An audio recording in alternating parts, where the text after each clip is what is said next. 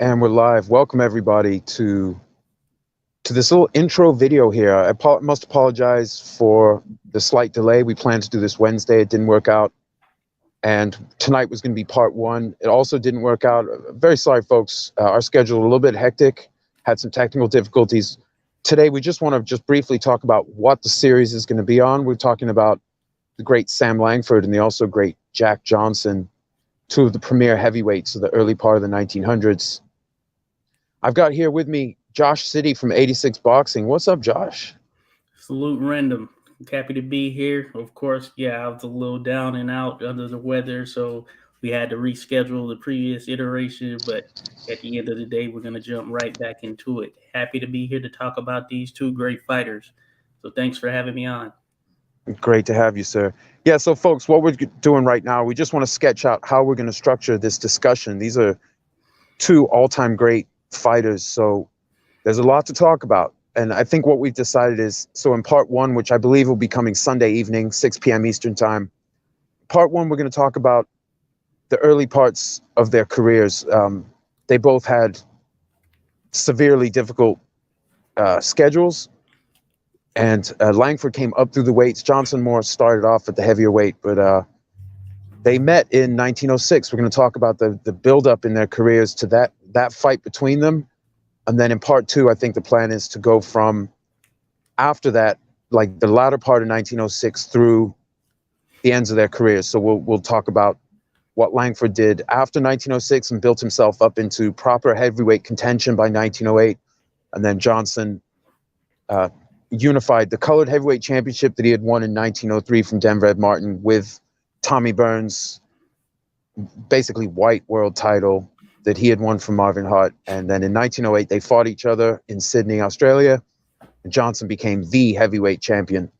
Now, he was actually booked to fight Sam Langford, win or lose against Burns. He had a contract with the National Sporting Club in England to fight Langford it was originally going to be in February of 1909, but then once he got the booking against Burns for late 1908, they actually pushed it back to May 1909. That fight didn't happen. Once Burns had relinquished the title to Johnson, Johnson went off and did his own thing. He had the whole drama with the White Hopes. So they didn't actually end up rematching, even though Sam was one of the very top contenders for the entirety of Johnson's reign. And Josh, just briefly, so looking at Johnson and Langford, what year do you think would have been the optimal year for their rematch? They fought in 1906. Langford he could still make welterweight probably, or at minimum, he was a small middleweight, but when they actually fought, gave up 30 or more pounds. They were supposed to rematch in 1909. Do you think that would have been the perfect time for them to fight again, or maybe even a little bit afterwards? 'Cause Johnson, I think he was 30 when he beat Burns in 08, so he was already getting a little bit up there for a boxer of this time. When do you think the perfect time for the rematch would have been?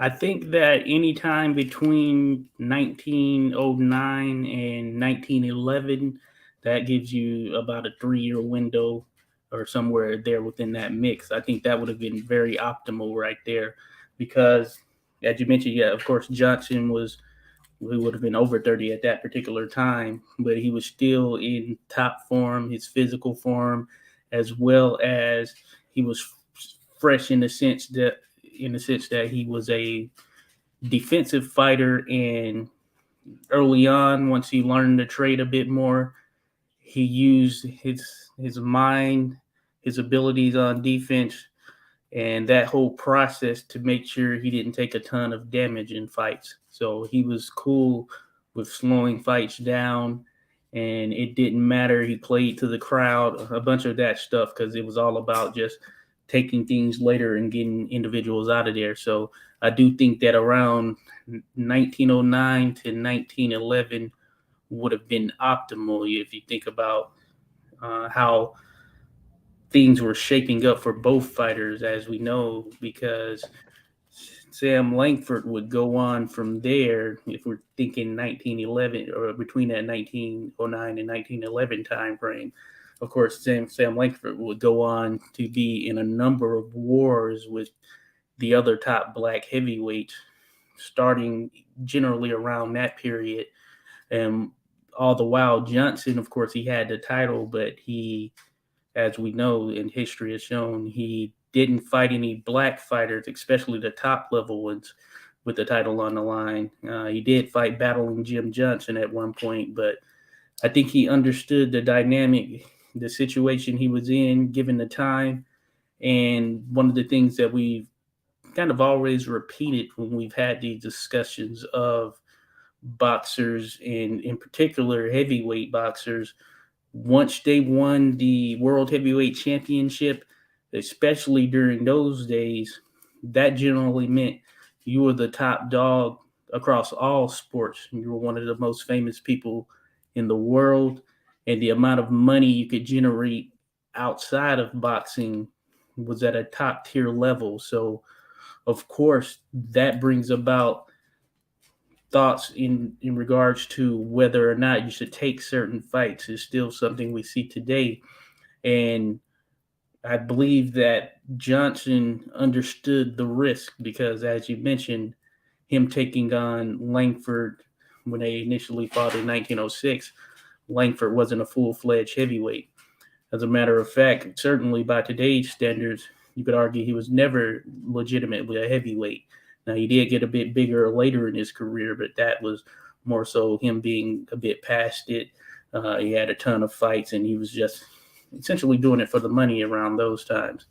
But given what we know, and certainly thinking about optimal windows in time, having this rematch between 1909 and 1911 would have been very, very ideal. And had it happened, I think it would have opened the doors for a number of the other black heavyweights that were fighting in or around that time, who we consider top level. But not only that, some of the other great white heavyweights who were fighting during that time as well, who go a bit unnoticed at times. So I think it would have been awesome if we would have got that fight at somewhere during that period. And in all likelihood, it would have most certainly been on film.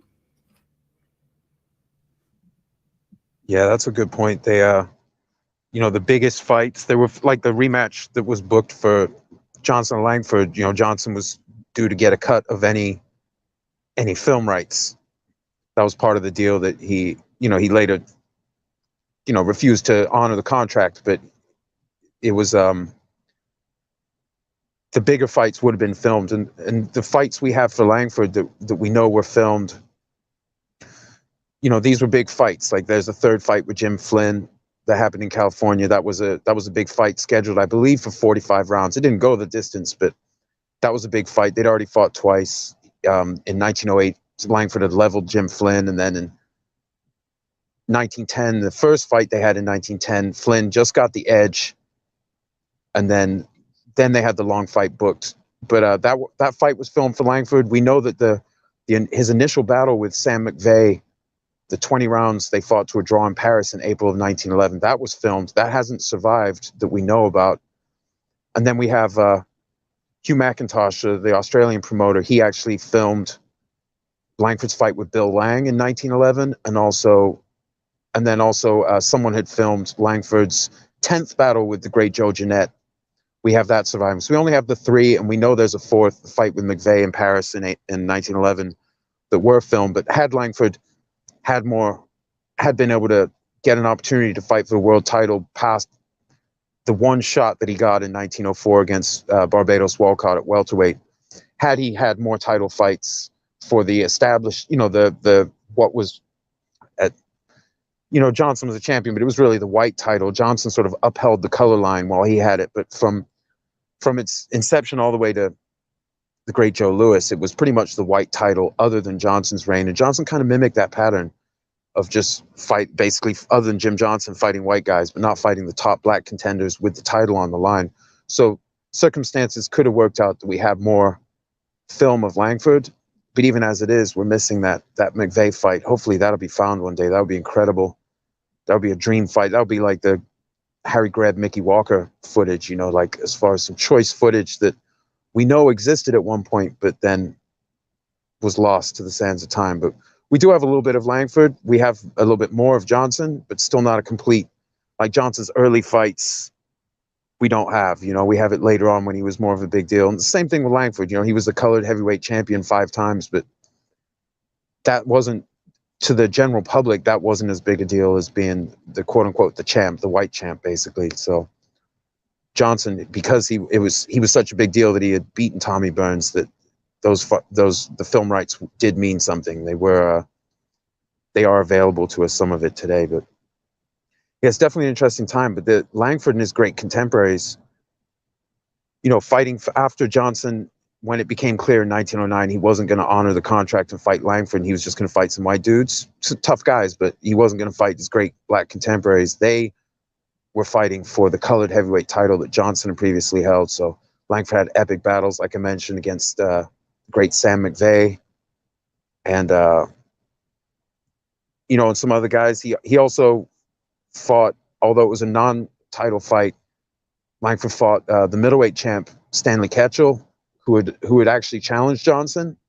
Ketchel had drawn the color line, then he raised it after he lost to Johnson. Well, some politics. They were booked beforehand that got canceled in New York. Then he fought Johnson and lost. Then the color line came back up, and he did fight Langford, but it was only going to be a short fight. There was supposedly going to be a rematch on the West Coast for big money in a custom-built stadium, purpose-built stadium. Didn't happen. Ketchel was murdered. A lot of circumstances robbed Langford of world title honors. As far as like a unified world title, he did have the colored heavyweight championship, but the white press did or didn't report that at their whim. And so a lot of what we have today to track what happened, it's seen through the filter of who was writing about it and what were their priorities and what did they think was worth mentioning. So that sometimes, I guess, can confuse fans about what was real and what's imaginary because of the way it was reported. But as you know, Josh, it's in historical inquiry, we have to sort of go through that. We have to sort of sort out where's the truth relative to how it was being reported and who was reporting it. But we know Langford was an all-time great. We know Johnson was an all-time great. Enough people testified to that. And that first fight was a pretty interesting fight. We're definitely going to get into the details of that. I have all the different reports that we'll be bringing up about the results and how it was reported, like people on the scene, and then how it was later relayed, because Langford's manager wanted to pressure Johnson. Langford's manager would put it out there that he had knocked Johnson down, that he had given him a tougher fight than he had actually given him. From what I've been able to gather, Johnson almost stopped Langford in the 6th round, but by the end of the round of their fight, he was tired. So he was in a little bit of trouble, but he wasn't hurt the way that the press sometimes later reported he was hurt in the fight by Langford. Although he's in a couple spots due to fatigue, but he absolutely thumped on the guy for the whole fight. And I think he slipped at one point, so they turned that into a knockdown, and Johnson was saying, oh, I was slipped. But then at other times, Johnson gave him even more credit for the fight. So it's a little bit, sometimes even with the principals themselves, later on, their recollections differ. You know what I mean, Josh? Most certainly. Yeah, that's the beauty of it. And I want to highlight what you mentioned. Yeah, certainly the research aspect, a lot of that goes into being able to compile these listings, as well as being able to get an understanding of the fighter, who they were, and how things were called back in that time. Of course, one of the key things with this first fight, you often want to say it's a rivalry, but unfortunately, it didn't really get to that point. But key things of note with this first fight, or first and only fight that the two had, was the fact that by today's standards, of course, it would have been a cruiserweight versus a 154 pounder, someone between 154 and 156. So junior middleweight, essentially. And so when you're thinking about what happened in the fight when the two met, you have to take into account that at that particular time, Johnson was the bigger man, and Sam Langford, of course, he had already been in with a number of top level fighters, but he was still kind of growing into himself. So Johnson was a stronger fighter, but Langford in himself, he did not give in and And if you just look at it as far as his overall fight history, he was one who never shied away from any opponent, regardless of size. We know he's about 5'6.5", 5'7" max. He had long arms, and he was a fearless fighter. And he wouldn't have shied away from any fighter in all actuality, especially for opportunities where he would get a shot at a title, most certainly the world heavyweight title. So that's what makes it very intriguing. And of course, one of the misconceptions and something I see spewed out there a lot is that Jack Johnson didn't fight anyone, or he didn't have the resume, and all he fought was smaller people. Now Johnson did have to fight a number of the top heavyweights to get to the point where he was able to compete for the world heavyweight title. He actually had the colored world heavyweight title, and he actually relinquished that upon him winning the world title. So Johnson had to go through competition to get to that point, and there's a misconception that he didn't. Now, his title reign is separate from what it took for him to get to the point of getting that title, and you have to look at things from those two different lenses. So, by all means, had this fight happened, it wasn't a given that Sam Langford was going to win, because Johnson rather was a very experienced fighter by the time that he won that title, and he was pretty much at his physical peak in some sense by the time that he won the title. So it would have been a handful for Sam McVeigh, regardless of the fact. But it's very intriguing because we know that Sam McVeigh, he had an uncanny type of just understanding of how to utilize his tools. You mean Johnson? Well, yeah. So Johnson, what I'm thinking about is Langford had an uncanny ability to utilize the tools that he has, and on offense, he would have made it very interesting in competing with Johnson, who at that time was more of a defensive fighter. So it would have made for a very interesting style clash, just given such. And Langford had always found a way, just based on the film that we have, to walk down an opponent to really get in that range to where he could lay in with his haymakers. So I think that adds to the sort of fever pitch and that wanting and needing for this fight to happen, because I know that the big promoters during the time understood what it could mean for not only their bottom lines, but just attracting more fight fans to want to come and watch these fighters as they competed. Yeah, absolutely. And even though Langford was the smaller of the two, not when they first met, he was much smaller, but even later, when he was the top contender to the new unified champion Johnson, Langford was the hardest hitter in the sport. I mean, he hit, and even generations later, even like later with Joe Louis, his mentor Jack Blackburn, who'd fought Langford early in his career and also had been around the scene later when Langford was going up the weights and doing better and better. You know, he considered Joe Louis to be approaching Sam Langford levels of concussive power.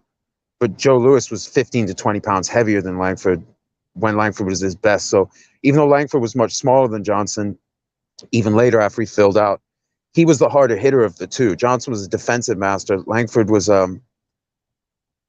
he would pressure and then either lead if they didn't lead, or he would counter off the lead. But Langford would sort of close the gap.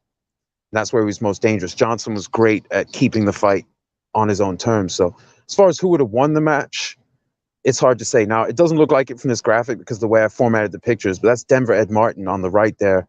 In 1903, Johnson won the colored heavyweight title from Martin. Martin was actually taller and heavier than Johnson.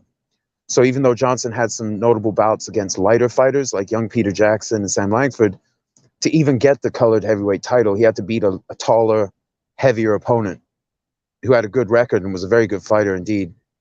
So Johnson had already been through the fight. He had had tough fights.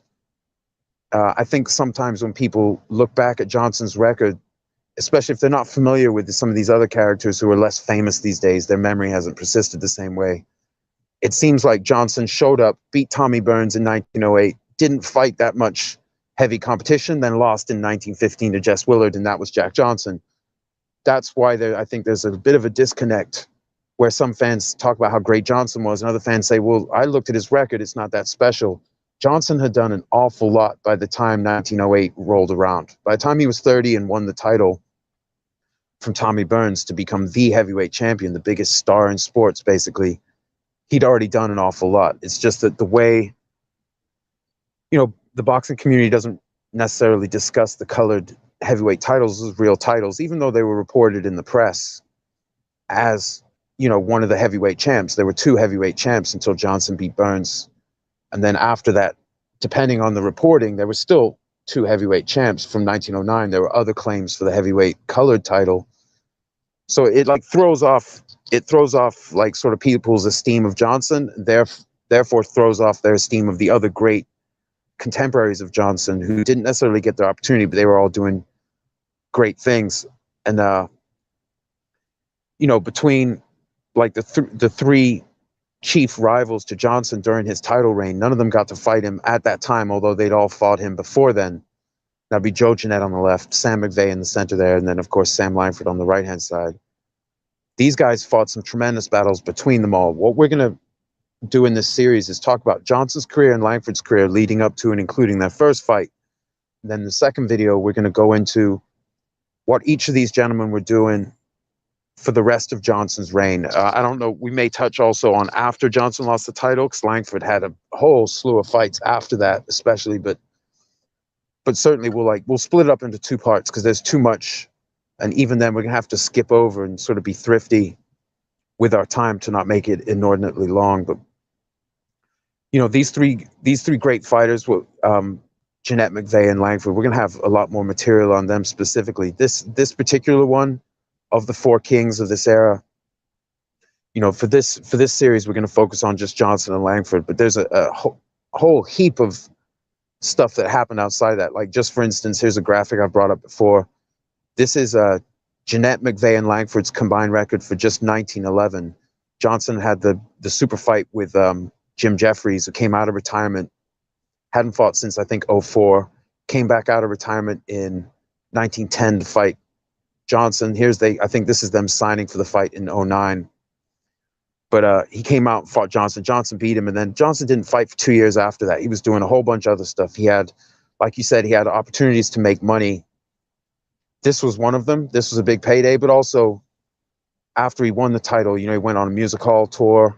He could get paid to show up and do like a wrestling match or do sparring exhibition as part of a theater appearance, and Johnson did a lot of that. So if you look at his official pro record, is different from if you look at, say, if you go to Cyber Boxing Zone, you look at Jack Johnson's page, you'll see a whole slew of exhibitions. Same thing for like I believe Jim Corbett and I'm not sure about Jeffries, because Jeffries wasn't as charismatic as some of the other champions. I'm not sure how many opportunities he had to do that, but certainly Johnson did. Bob Fitzsimmons did it. These guys were often a lot busier than their pro record would indicate. Now, Langford had the kind of pro record that of a guy who did do some music hall appearances and things, but he had more of the record of a guy who was mostly doing pro fights, somewhat out of necessity. And he had just a ridiculous schedule. And just because he couldn't get an opportunity with Johnson after their initial fight didn't mean he was sitting around crying about himself. He was out there keeping a crazy schedule. Here's his 1911 schedule. So this was after Johnson's super fight. He didn't fight this year. But you can see Langford was fighting, and you can see on there he fought Jeanette that year. He fought McVeigh that year. He fought Philadelphia Jack O'Brien. It was a little bit past his prime. He was 33 by the time they fought. But Jack O'Brien was one of the greats of that era himself. And I should say multiple fights with Jeanette and McVeigh just in 1911 alone. And that kept going. Like his first fights with McVeigh were in 1911, but they ended up having 13 more fights after this year. They had their first two. They had 4 fights the year after that in 1912. All of them happened in Australia.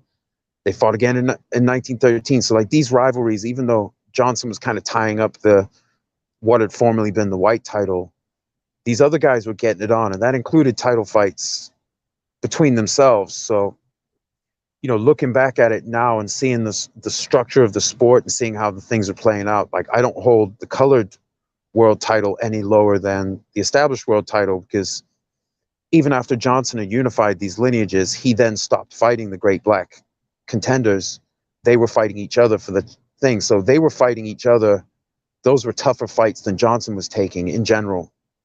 Like Johnson's fights, like Fireman Jim Flynn and Al Kaufman and Stanley Catchell, these weren't like as big a challenge as, say, like Langford having to fight McVeigh for 20 rounds.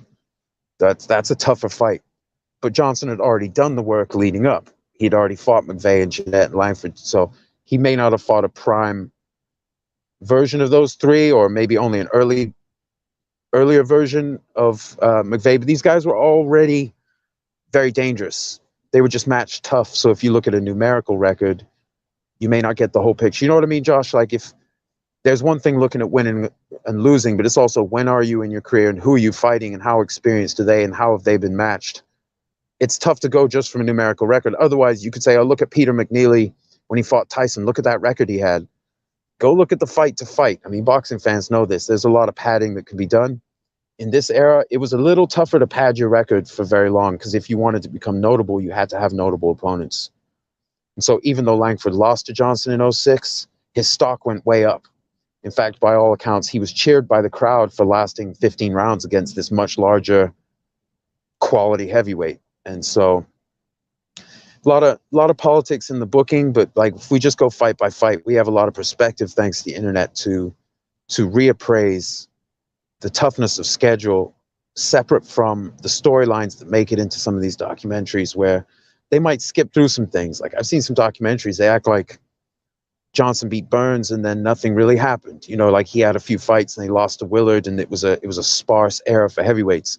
As you know, Josh, maybe you want to speak on it. It's the opposite. This was one of the great eras. In fact, until the 70s, 60s and 70s, with like Muhammad Ali's era, this was the strongest era for heavyweights, the teens. Would you agree with that? Yeah, most certainly. Yeah, this was a time in which boxing was at an all-time high. You have to think about the fact that when it started to pick up steam in the late 1800s and it gained a high level of popularity, it was because of John L. Sullivan. He was a big piece of it. Of course, you had some others around that time who were highly regarded, like Tommy Ryan, Nonpareil, Jack Dempsey, all that. But certainly, when you get into those teens, as far as the heavyweights are concerned, and in general, a lot of the other divisions as well, this was a high mark period where there was a lot of competition available. Boxing had grown just over the years to be able to become one of these premier sports in the world, and the fan base was loyal for the most part, and they would do whatever they needed to do, uh, skirt skirt around certain regulations, things of that nature, in order to have the ability to actually fight as boxers, etc. And you had some different rules changing by virtue of the states, which is where you'd have certain situations where prize fighting, in a sense, was banned, and there were workarounds through exhibitions and things of that nature. But essentially, this was a vast period. You had some of the best heavyweights ever. Just even if you look at it from that particular time, we're now 100 years plus, and some of the feats that these guys were able to accomplish, some of the fights that they had, will never be duplicated. And for the casual fan, it's mind blowing in the sense that it's so far from what we are accustomed to today. If you think about the conditions those guys were in, how often they fought, where they fought, it was most certainly a period that would continue to evolve the sport of boxing into the mainstream, because with these types of fighters and matchups being made, it just kept bringing in more and more fans. And of course, if you were the heavyweight champion of the world, then that was the big prized piece during that period. and you had a lot of people that were out there competing for it. A lot of fighters, people knew the money that came with it, and there were many in pursuit of it. So this was definitely one of the greatest periods that we actually got to see, or that we're actually tracking here in the sports history. I would say so. So I definitely think that it's a good thing when we go recognize these different individuals, because a lot of their accounts and the things that they did were documented, but it helps to push out this information to others who may not dig into the history of boxing in the same manner, but they can, through this research and watching the varying videos and accounts of things from those sharing these stories, they can get some form of an understanding and appreciation for what these guys were able to do, and how good this era was. Yeah, absolutely. And I've seen accounts in the press where sort of like Langford, Jeanette, and McVeigh, like because they had so much experience, that their opponents would come up against them and they would just be outclassed because these guys had seen it all.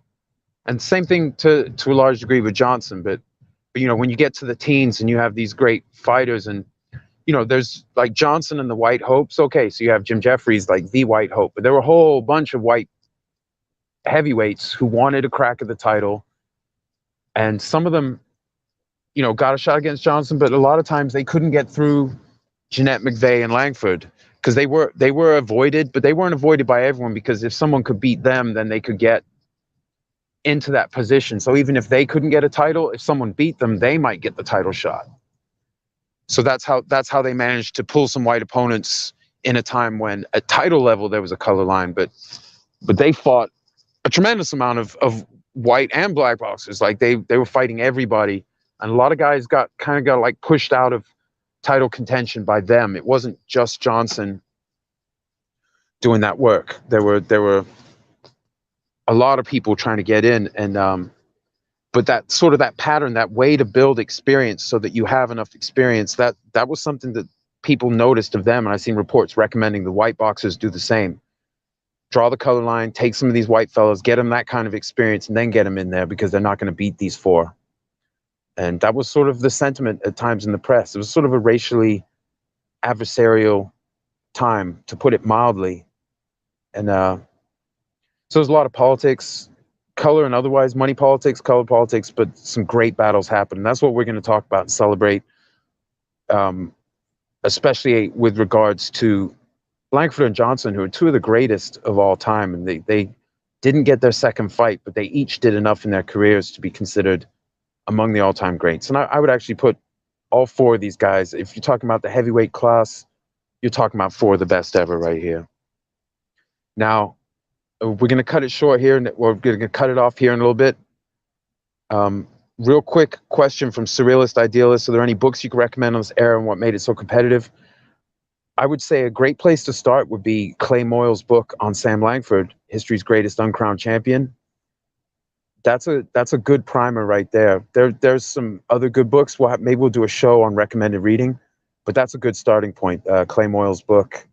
I read that. That was when I first got into researching Langford, inspired by Scrapbook Boxing and the Boxing Librarian. I got that book, and then I started trying to look up its references to get a deeper understanding. That got me into the newspaper archives and everything. So start with that book and go from there, I would say. Surrealist, thanks for the question. Thanks for joining us.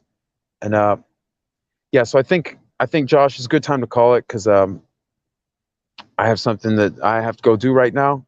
But thanks, folks, for joining us. My sincere apologies for the multiple delays here in us getting this going. So look for Sunday, 6 p.m. Eastern time. We'll, if nothing changes, we'll get into this, and I've got a bunch of slides ready to pull up about this era and about Johnson and Langford, some photos, also a bunch of newspaper clippings. So we're going to get pretty deep into it, talk about the different ways that their fight was reported and their careers leading up to and including that first fight. And then in part two, then we'll get into the whole rivalry, because one of the biggest stories in all of sports was the potential rematch between Johnson and Langford. And the fact that it was actually booked for right after, just months after Johnson had beaten Burns. It was booked to happen. There was a lot of heavy duty stuff that went down because that didn't happen. A lot of other great fights and matchups did happen. There's just a whole swirl of activity at heavyweight, and we're gonna try and sort of peel back the veil of history for you folks, so that to maybe help the more casual enthusiasts understand just how epic this time was for professional boxing in the heavyweight class. So Josh, do you have any final thoughts before we call it? I know this was a pretty short talk by our standards. A little 30 minutes is like, may as well be 5 minutes, but any closing thoughts before we call this? Yeah, I'm looking forward to the discussion, and of course, in relation to definitely finding out more about these fighters. A lot of the research that I know that myself, random others do, it's dig through the archives where during this period the newspapers did a great job of accounting for these fighters and what they were like, how certain fights went down, and I think that is a true measure for gaining a more defined understanding of just how good these fighters were, as well as the era. Yeah, good stuff, man. Well, thanks for joining me, Josh, and thanks for tuning in, folks. Sorry this was so short, but we're going to get into the meat of the thing Sunday evening time, 6 p.m. Eastern time. Hope to see you all there.